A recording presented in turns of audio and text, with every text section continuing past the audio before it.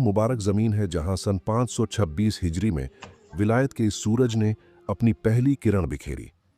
आपका नाम उस्मान रखा गया और चूंकि आप हारून शहर के रहने वाले थे, इसलिए दुनिया आपको उस्मान हारूनी के नाम से जानती है।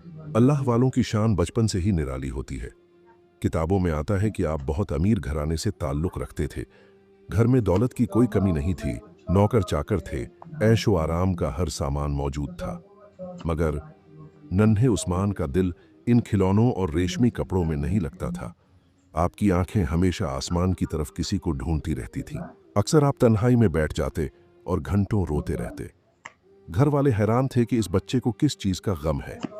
उन्हें नहीं पता था कि यह बच्चा दुनिया के लिए नहीं, बल्कि दीन के उजाले के लिए पैदा हुआ है।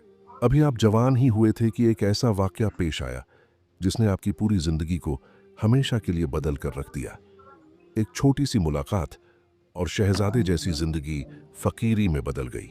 एक दिन हजरत उस्मान हारूनी अपने शहर की गलियों से गुजर रहे थे। तभी आपकी नज़र एक अजीब व गरीब इंसान पर पड़ी।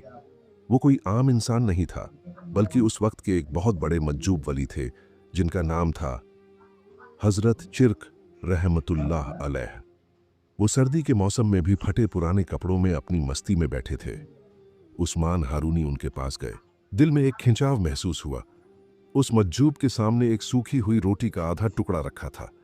हजरत चिर्क ने अपनी वो झूठी और सूखी रोटी उठाई और उस्मान हारूनी की तरफ बढ़ाकर कहा, ऐ नौजवान, क्या तू यह खाएगा? दोस्तों, यह इम्तिहान का वक्त था। एक अमीर ज्यादा उस सूखी रोटी को हिकारत से देख सकता था, मगर उस्मान हारूनी ने अदब से सर झुकाया और वो रोटी का टुकड़ा लेकर खा लिया। और बस उस एक निवाले का हलक से नीचे उतरना था कि उस्मान हारूनी के दिल की दुनिया पलट गई।